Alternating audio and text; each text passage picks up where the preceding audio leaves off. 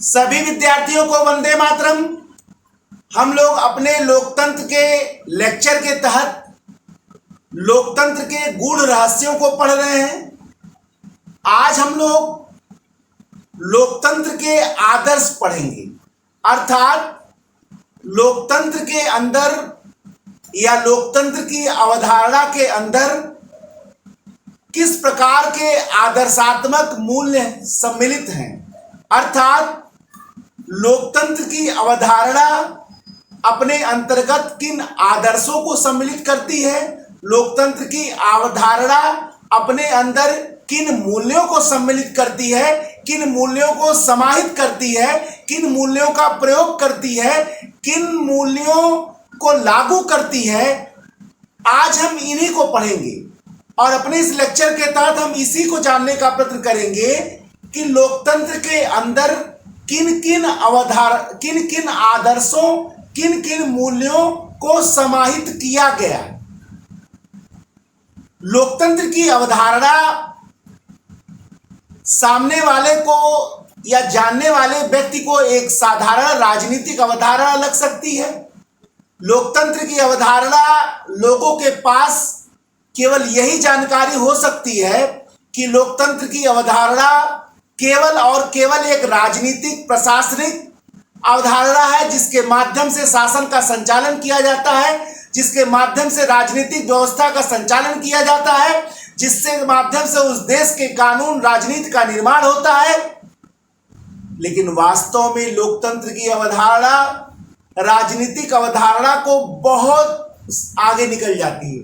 राजनीतिक अवधारणा से आगे बढ़कर उस देश के सामाजिक, आर्थिक, राजनीतिक, सांस्कृतिक अवधारणा को समाहित करते करते एक सामाजिक प्रणाली या सामाजिक आदर्श बन जाती है, सामाजिक दर्शन बन जाती है, सामाजिक पद्धति बन जाती है।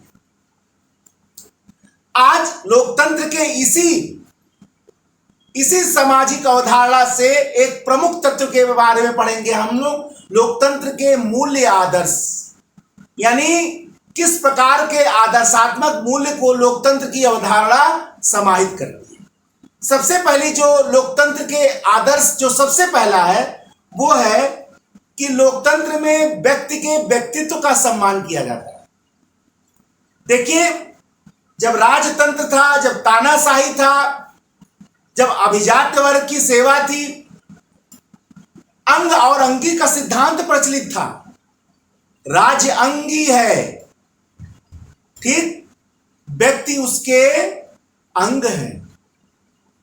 राज्य प्रमुख है,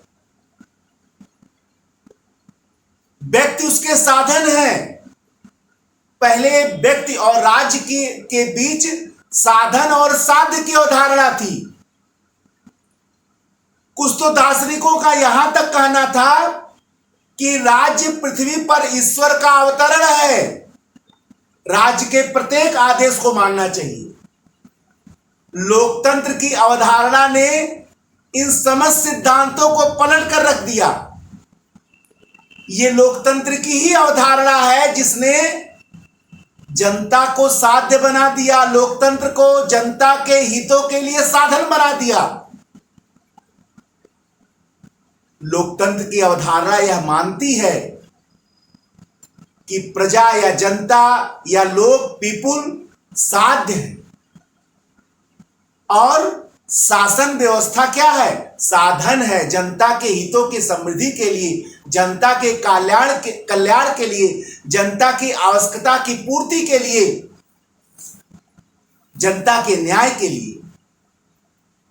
अब जब लोकतंत्र की अवधारणा में व्यक्ति साध्य हो जाएगा, साध्य माने लक्ष्य हो जाएगा, समस्त प्रशासनिक शासनिक प्रक्रिया उसी के हितों के लिए चलेगी, तो व्यक्ति के व्यक्तित्व का सम्मान तो होगा ही होगा।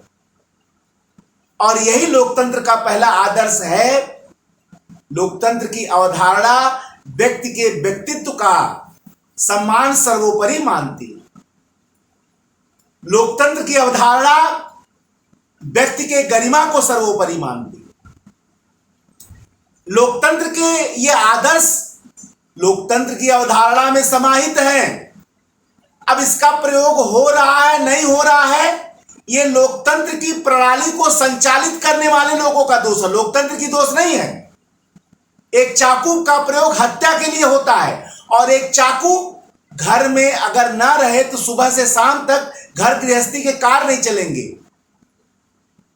उसी चाकू से दिन भर में सब्जी काटा जा रहा है, बहुत सारी चीजें कार्य की जा रही है, उसी से चाकू से हत्या भी हो रहा है। इसमें चाकू का क्या दोष है? लोकतंत्र की अवधारणा अपने अंदर महान आदर्शों को सम्मिलित कर रही है, लेकिन इसके बाद अगर इसके संचालन में दोष है तो उन लोगों के अंदर दोष है जिसको संचालित कर रहे हैं। लोकतंत्र की अवधारणा में दोष नहीं है, यह दोष उन लोगों के अंदर है जो लोकतंत्र को संचालित कर रहे हैं, जो लोकतंत्र को नियंत्रित कर रहे हैं, व्यवस्थित कर रहे हैं। ये उनके अंदर दोष है, लोकतंत्र के अंदर दोष नहीं। तो व्यक्ति के व्यक्तित्व का सम्मान जो है वो पहला है। दूसरा है व्यक्तिगत स्वतंत्रता। लोकतंत्र की अवधारणा व्यक्तिगत स्वतंत्रता को मूल आदर्श मूल्य मानती है। लोकतंत्र की अवधारणा व्यक्ति के व्यक्तिगत स्वतंत्रता में हस्तक्षेप नहीं करती है, व्यक्ति के आत्मविकास के पर्याप्त अवसर प्रदान करती है। अपनी योग्यता के अनुसार व्यक्ति द्वारा किसी भी कर्म का वर्ण करना जो वैधानिक हो, उसमें लोकतंत्र बाधक नहीं बनता है। आपकी स्वतंत्रता तभी बाधित हो सकती है जब दूसरों के प्रति आप ऐसी स्वतंत्रता में बाधा बन रहे हैं। लोकतंत्र में स्वतंत्रता का मतलब स्वच्छंदता नहीं है कि आप जो चाहे करें, मेरी मर्जी। लोकतंत्र में स्वतंत्रता का मतलब होता है मर्यादित स्वतंत्रता। आप दूसरों की स्वतंत्रता से बंधे हुए हैं। आपकी स्वतंत्रता तभी तक है जब तक आप दूसरों की स्वतंत्रता का सम्मान करते हैं। तो लोकतंत्र का जो दूसरा आदर्श मूल है वो व्यक्ति के व्यक्तिगत स्वतंत्रता की अवधारणा में विश्वास करती है। लोकतंत्र की अवधारणा व्यक्ति के व्यक्तिगत स्वतंत्रता में विश्वास करती है। व्यक्ति को चॉइस है, वो कोई भी वैधानिक कार्य कर सकता है, कहीं आ सकता है, कहीं जा सकता है, किसी भी कार्य का वर्ण कर सकता है जो वैधानिक है, लेकिन प्रतिबंधों सहित मर्यादित स्वतंत्रता। व्यक्ति की जो व्यक्तिगत स्वतंत्रता है वो व्यक्ति के मर्यादित स्वतंत्रता का वर्ण है। हमेशा याद रखिएगा, लोकतंत्र में स्वतंत्रता का मतलब होता है मर्यादित स्वतंत्रता। सामान्य लोग उसको स्वच्छंदता समझ लेते हैं, मेरी मर्जी। नहीं, लोकतंत्र में स्वतंत्रता का मतलब ही होता है मर्यादित स्वतंत्रता। ठीक है, तो लोकतंत्र की स्वतंत्रता जो है वो मर्यादित स्वतंत्रता है और यह व्यक्ति के व्यक्तिगत स्वतंत्रता में विश्वास करता है। ठीक है ना? ठीक है, यानी उनको उसके लिए पर्याप्त आत्मविकास के पर्याप्त अवसर दिए हुए हैं। ठीक, विभिन्न विकल्पों का वो चुनाव कर सकता है, शिक्षा ग्रहण कर सकता है योग्यता के अनुसार। ऐसा नहीं किसी को विशेषाधिकार दिया गया, ऐसा भी नहीं दिया गया। ठीक है ना? तो लोकतंत्र में व्यक्तिगत स्वतंत्रता का सम्मान है। अगला जो है वो है समानता। समानता का मतलब समरूपता नहीं होता है कि हर व्यक्ति बिल्कुल एक जैसा दिखे। समानता का मतलब ये थोड़ी होता है कि अगर एक के घर एसी है तो सबके घर एसी हो। लोकतंत्र की समानता है कि व्यक्ति को आत्मविकास के पर्याप्त अवसर दिए जाए, आत्मविकास के पर्याप्त अवसर दिए जाए। लोकतंत्र की अवधारणा आत्मविकास के पर्याप्त अवसर प्रदान करती और विशेषाधिकारों का अभाव मानती। इसमें किसी को विशेषाधिकार नहीं दिया जाएगा। जैसे पहले जमाने में कुछ विशेष उच्च सवर्ण व्यक्तियों को विशेष अवसर प्रदान किया जाता है, ये अब नहीं है। लोकतंत्र की अवधारणा में अब ये है ही नहीं।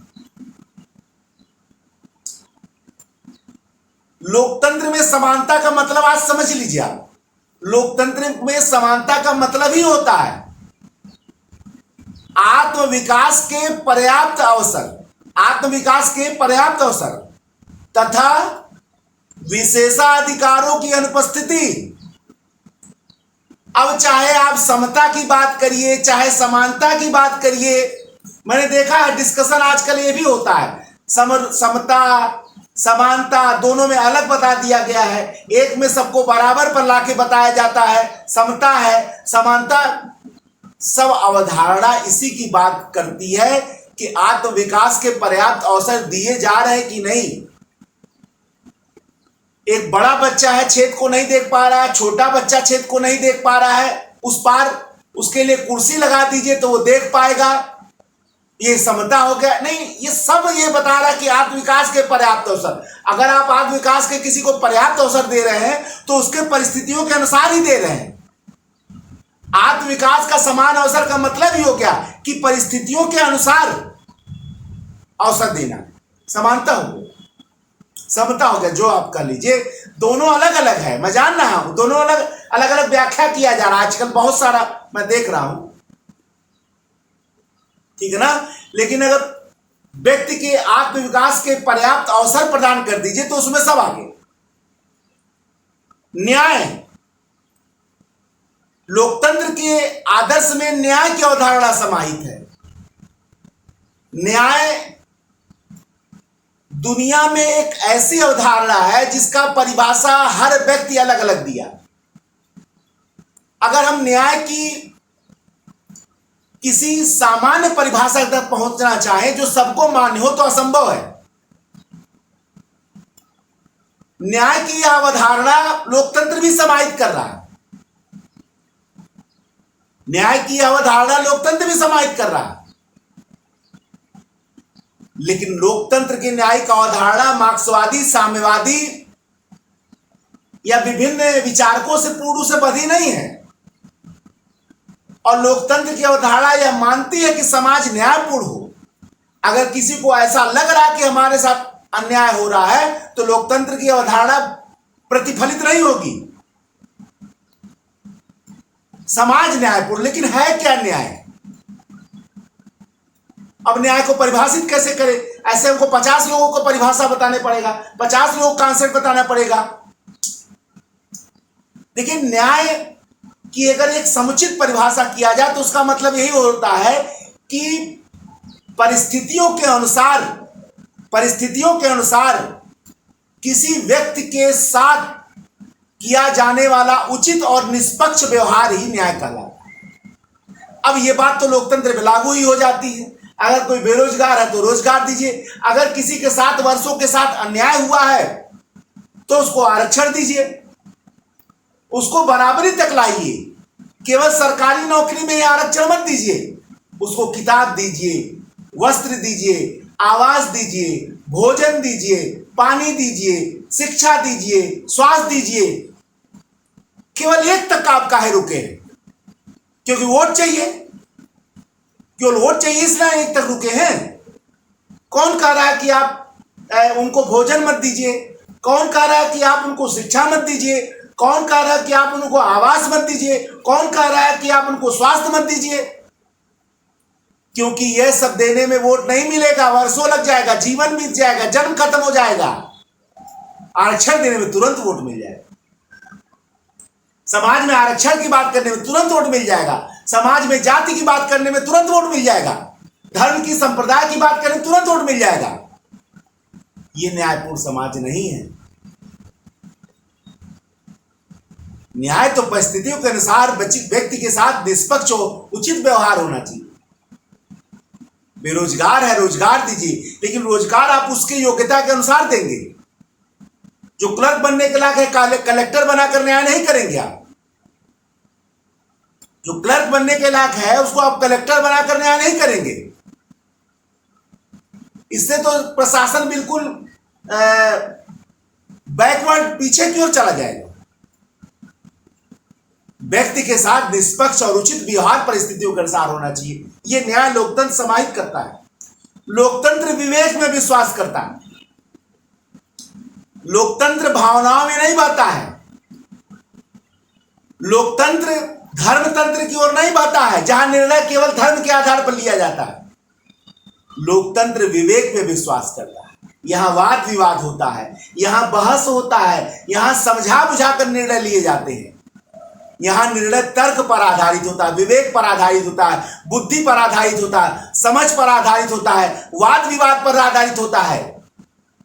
यहाँ निर्णय भावनाओं में नहीं लिए जाते, यहाँ निर्णय अंधविश्वास पर नहीं लिए जाते हैं, यहाँ निर्णय विवेक पर लिए जाते हैं। लोकतंत्र का विवेक पर विश्वास है। ये अगला आदर्श है लोकतंत्र का, विवेक में विश्वास। लोकतंत्र आधुनिक विश्व की सबसे महान राजनीतिक अवधारणा है। यही कारण है कि ये विवेक में विश्वास करती। ये ऐसी अवधारणाओं को स्वीकार ही नहीं करती है जो अतार्किक हो, वो तार्किक अवधारणाओं को स्वीकार करती है, निष्पक्ष अवधारणाओं को स्वीकार करती है, बहस वाद विवाद इसकी अवधारणा को स्वीकार करती है। यानी लोकतंत्र का विवेक में विश्वास है। लोकतंत्र में विधि का शासन होता है, कानून का शासन होता है, इसके लिए संविधान बनता है, इसके लिए संसद में कानून बनाए जाते हैं। किसी व्यक्ति के मुख से निकले वचन कानून नहीं होते हैं, किसी व्यक्ति के मुंह से निकले वचन आदेश नहीं होते हैं। उसके लिए आपको निश्चित विधिक प्रक्रिया का अनुसरण करना पड़ेगा, संसद में जाना पड़ेगा, विधानमंडल में जाना पड़ेगा, बहुमत के रूप से उस बिल को पारित करना पड़ेगा। उससे जो निकलेगा वो विधि होगा, उसी के आधार पर शासन चलेगा। उसके पीछे जनता की शक्ति होती है। प्रतिनिधित्व लोकतंत्र में संसद या विधानमंडल द्वारा पारित कोई भी कानून, उसके पीछे जनता की शक्ति होती है, क्योंकि वो जनता के प्रतिनिधि होते हैं। आप अगर देखें तो लोकतंत्र के मूल में इन जिन अवधारणाओं को सम्मिलित किया गया है, ये लोकतंत्र की अवधारणा को बहुत ऊंचाई तक ले जाते हैं। अब आप लोगों के मन में ये विचारधारा जरूर आता होगा, है कहां ये सब? कई बार मेरे पास कमेंट में आता कि सर ये है कहां? ये सिद्धांत है, ये आदर्श है, ये मूल्य है, इनका होना आवश्यक है। ये लोकतंत्र अपने अंदर, ये लोकतंत्र की जन्म घुट्टी है। लोकतंत्र की जब अवधारणा बनी तो इसमें पहले से ही शामिल था, आदिकाल से शामिल था। ये लोकतंत्र के संघटक तत्व हैं जो अलग नहीं किए जा सकते हैं। अब लागू नहीं हो रहा है, इसमें लोकतंत्र की अवधारणा का दोष थोड़ी है। इसमें दोष उन लोगों को है जो लोकतंत्र की प्रक्रिया का वाहन कर रहे हैं, जो लोकतंत्र की प्रक्रिया के वाहक बने हुए हैं, जो लोकतंत्र की सब प्रक्रिया का संचालन कर रहे हैं, जो लोकतांत्रिक शासन व्यवस्था को चला रहे हैं, जो उसके विधाता बनकर बैठे हुए हैं। उनकी समस्या है, यह उनका दोष है, यह उनकी कमियां हैं। लोकतंत्र की अवधारणा की कमी नहीं है। तो आज हम लोगों ने लोकतंत्र के लेक्चर के तहत लोकतंत्र के आदर्शात्मक मूल्य या लोकतंत्र के आदर्श या मूल्य पढ़े। एक नए लेक्चर में मैं लोकतंत्र की एक नए तत्व को लेकर उपस्थित होऊंगा। तब तक के लिए जय हिंद, जय भारत, वंदे मातरम, धन्यवाद।